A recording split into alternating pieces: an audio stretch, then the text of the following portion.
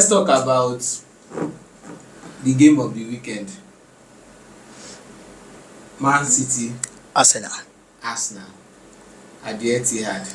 Like points. Do this one. Man City vs Arsenal at the Etihad.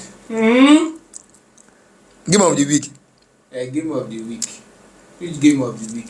Man City vs Arsenal. Yeah, that's the game of the week. Man City vs That's the Arsenal. game. That's the game everyone is rooting for. Who told you? It's just What it makes is you think normal. Chelsea fans are rooting for the game? Chelsea fan, because they want to know who will be at the top of the league. I beg you. That's not the truth. Even the team that is in the 20th are looking for who will win the match and be at the top of the Let's league. talk about Man City vs Arsenal. But we are talking about them already. No, we are not. Okay. Well, I don't understand. it's a match that we are all excited about. Yeah, That's my very much. initial- The boss against his apprentice. No, I think you people should stop calling Arteta an apprentice. He's Guardiola's apprentice. He has since paid his dues. He's played the deals, okay. He has paid his dues. Okay. But if you still want to call, you will still say Oga. We agree. Man City versus Arsenal. Before we kickstart, what's with the mind game they are all playing? Well, should I say Man City is playing or Pep is playing or the players are playing? Putting out saying they have injuries and all. It's not limited to City alone. That's why I said Arsenal is also involved. Arteta is involved. how How is he not involved? Saka. Mangalis came back. He pulled out. Mm. Saka pulled out. Initially, Saka did not pull out. He went, and that was when they said they were. So he did not join the. Caution. Uh-huh. Caution. That's the same. That's why we say the master and his apprentice. Well, Because when Pep started it with De Bruyne, okay. so Arteta did his own with Saka, did with Gabriel. So I All think the nonsense. with the mind, I don't All the understand. nonsense both of them are doing. It will not So- change the scoreline at the end. At the end of the no, it is change the score. And if some players are really out injured, it will change the. Said all the mind games because we believe it's mind games. Yeah, it is mind games actually. Yeah. Let's look at the game itself.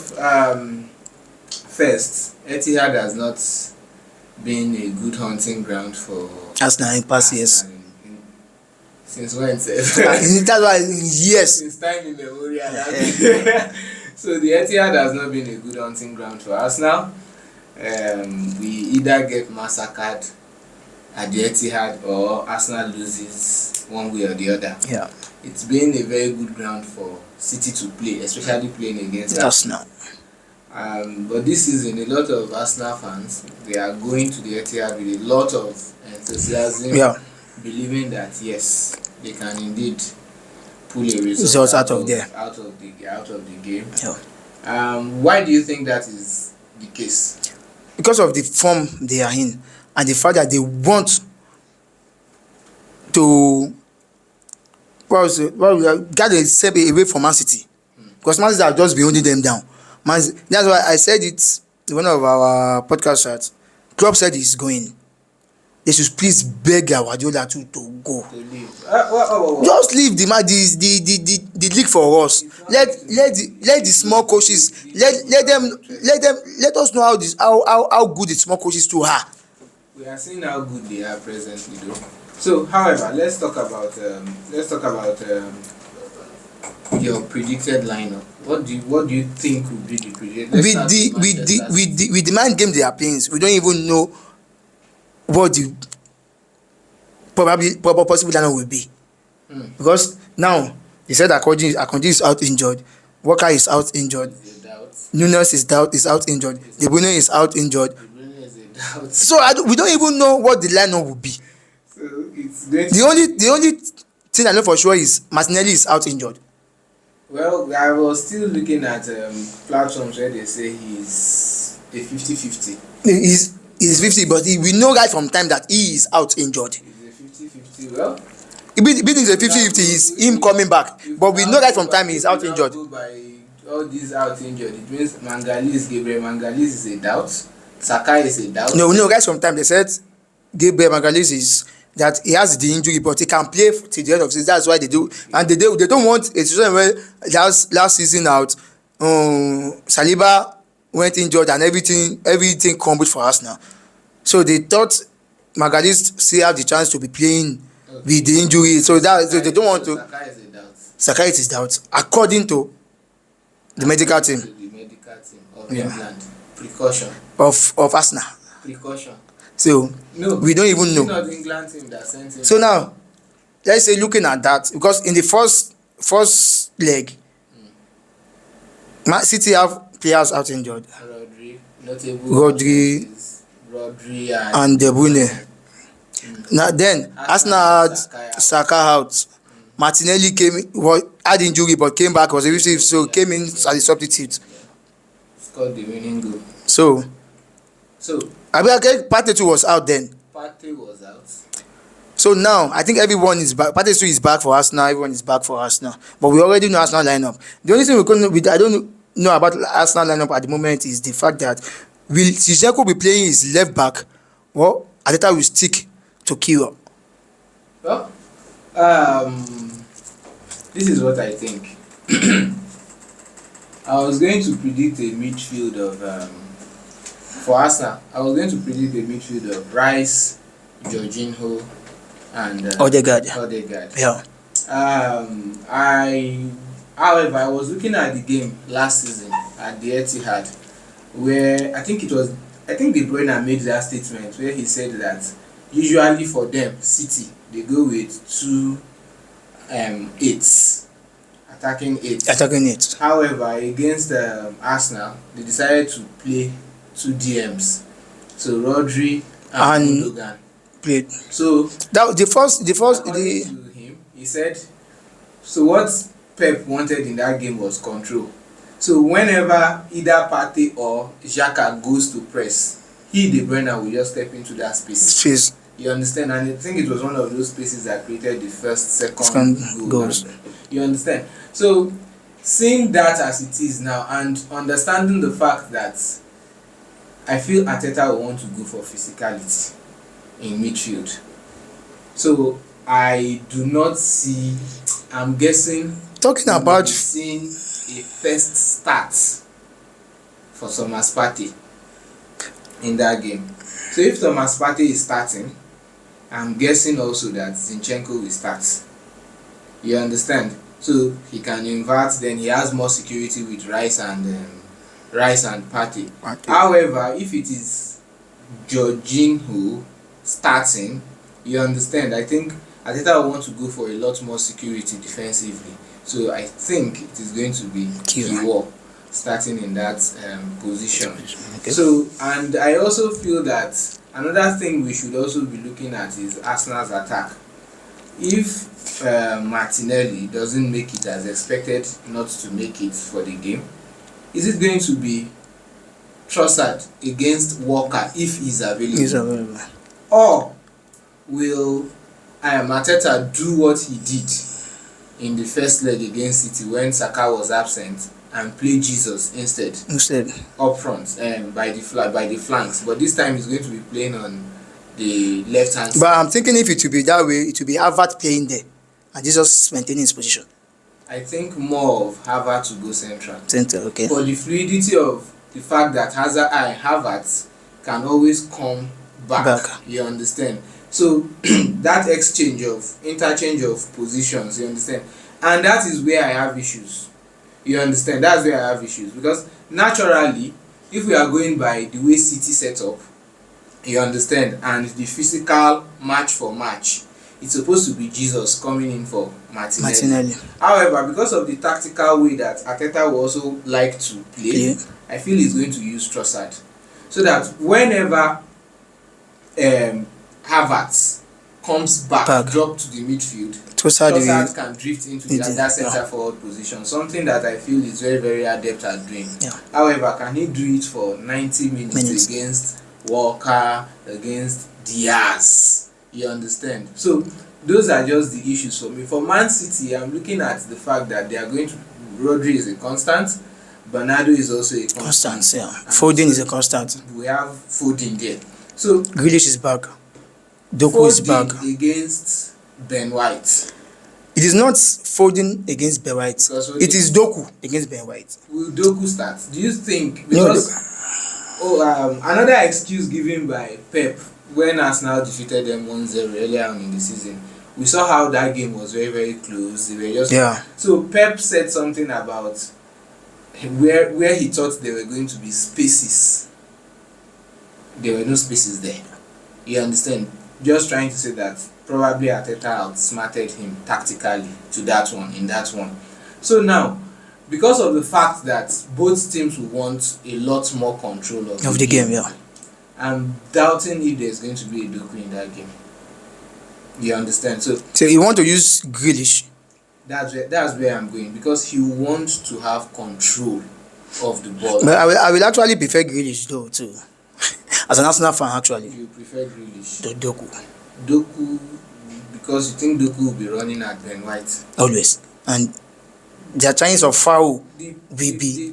The fact that Doku played against Ben White... The first leg. The first and no result. Doesn't... I'm not saying... That's change. I'm just... But what I think about Grealish is the fact that he doesn't have those runs Doku makes. Grealish is more of holding the ball, slowing games down. Doku doesn't slow games down. Grealish slows the pace of game. He slows this down, and the more he slows the games down, the more Arsenal have chances to recover and do anything they want to do. Because if it was Doku, it meant Arsenal loses an attack and he gets the ball, he's running into the...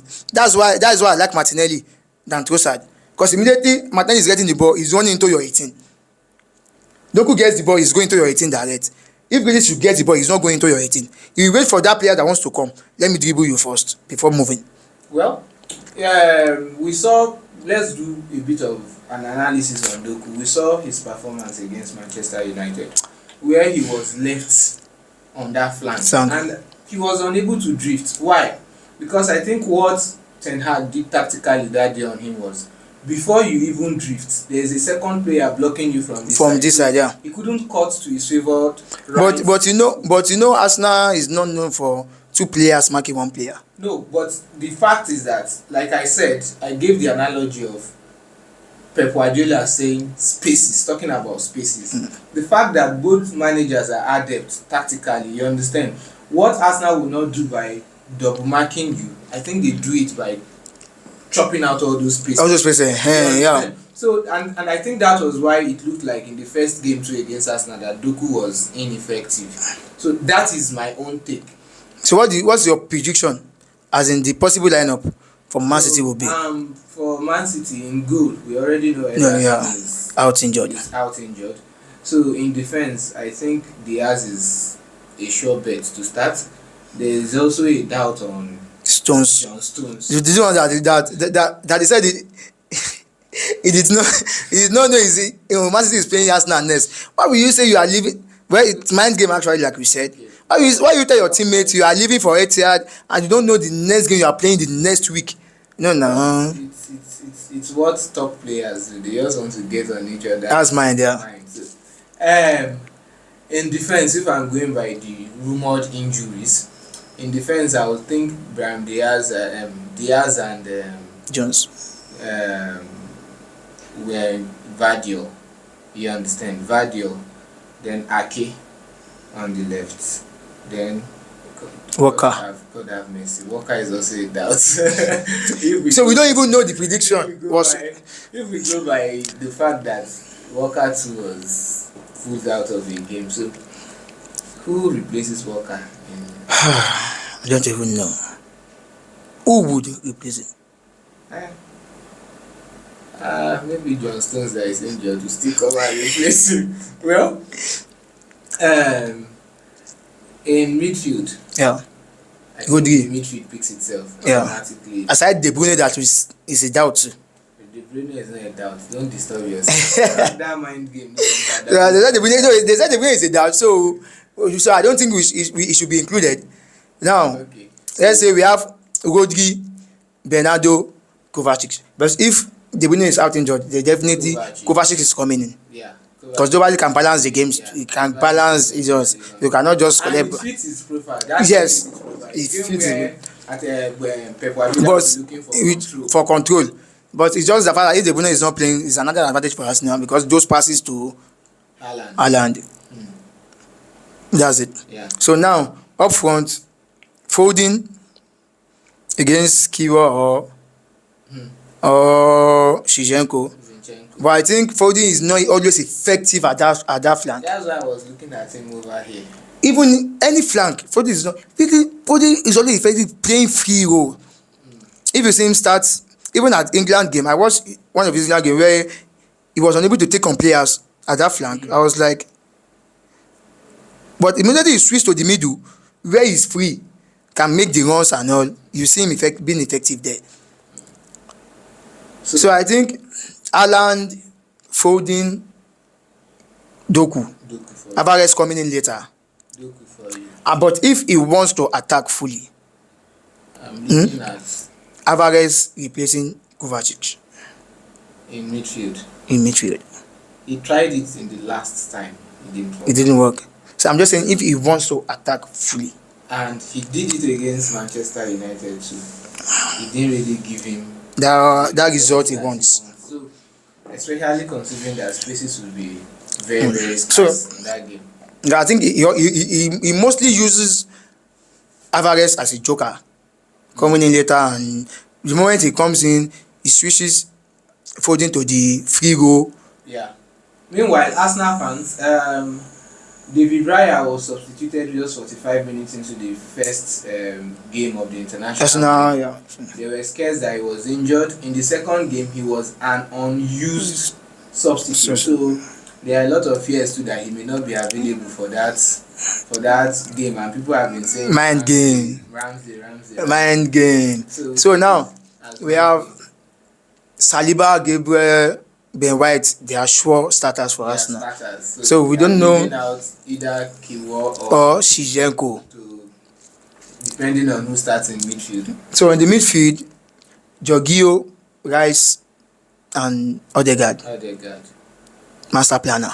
Okay, for you. Master planner. I'm going for Partey, Rice, Odegaard.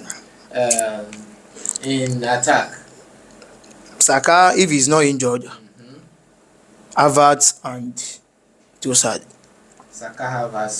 Yeah. I'm going for Saka, Havertz, Jesus.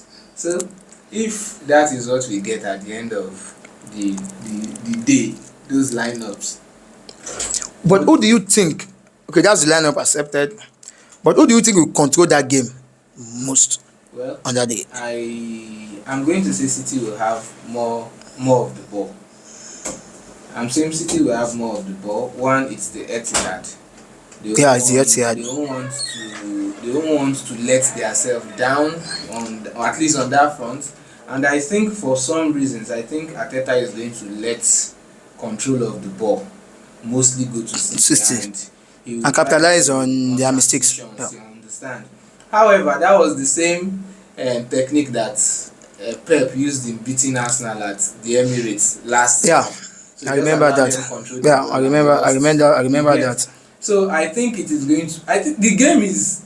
I think it's going to be 40% the players on the pitch, and 60% about the two guys by the touchline, Pep, Arteta, because they'll be trying everything to cancel each other out. Now, talking about cancelling each other out, who do you think will cancel out each other, Rodri or Rice? Well, Rodri. Wow. Though to me, actually, he is the best defensive midfielder in the world at the moment. You see, that's why I said Rodri. I think if it's in terms of controlling spaces, I think Rodri is still light years ahead of Rice.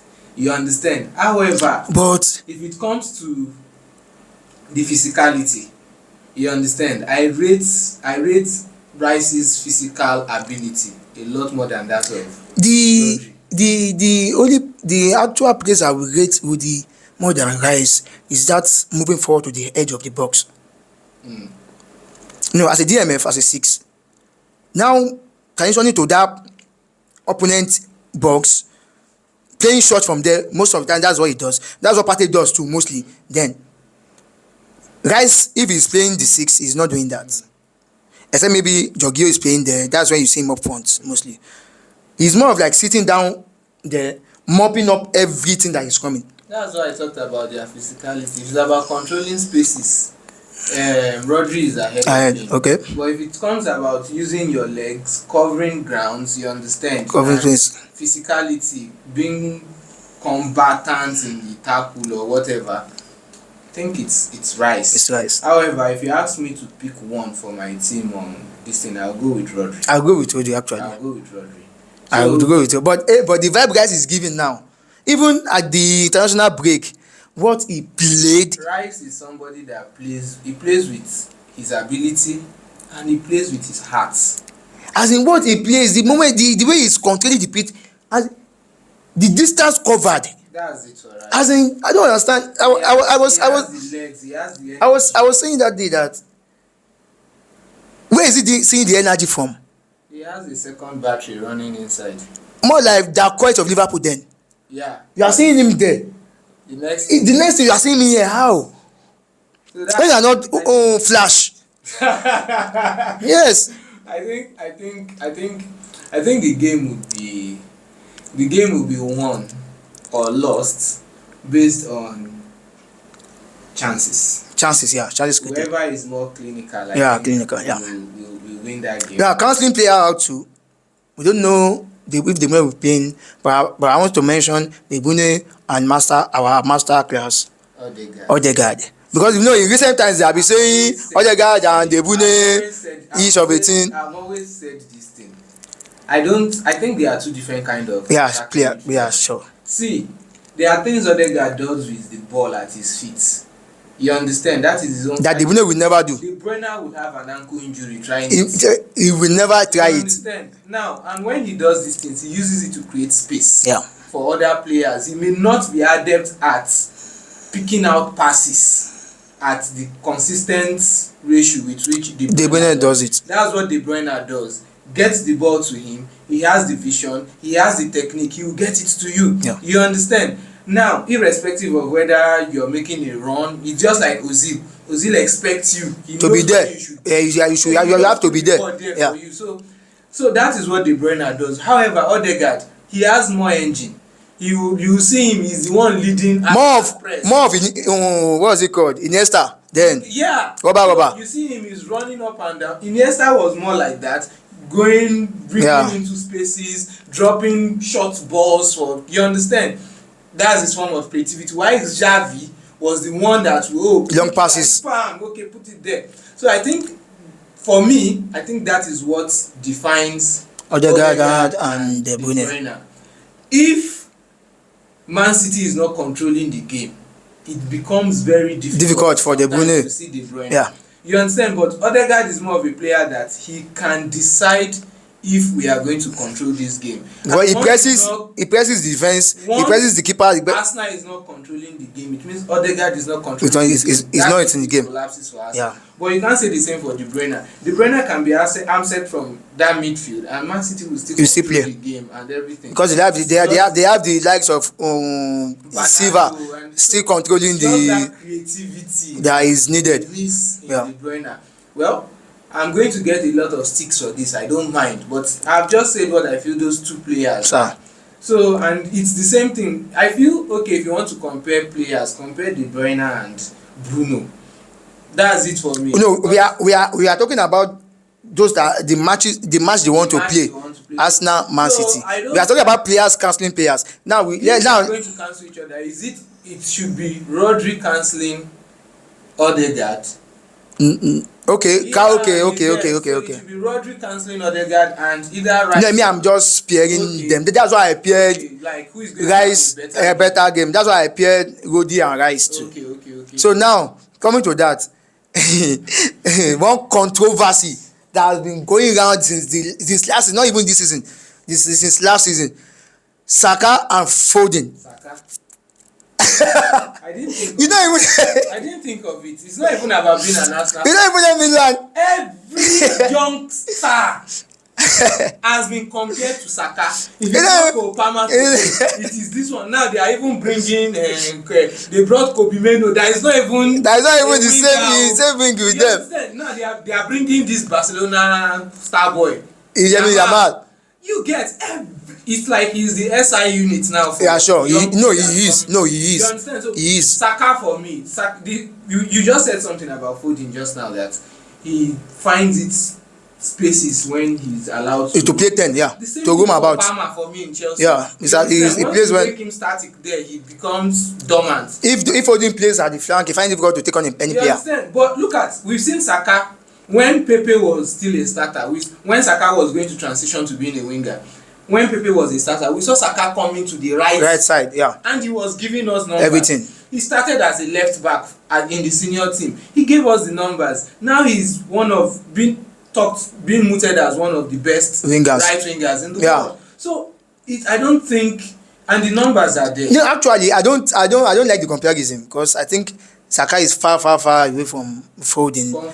I don't know why they are comparing these two. Yes. It's because they are Arsenal fans. No, forget the fact that they are Arsenal fans. Okay, just give us what you think in the comment. Because I think Saka in recent years, forget about it. About the numbers, has been carrying Arsenal for like how many seasons now? I want to back-to-back English football, English player. So I don't think Foden is well.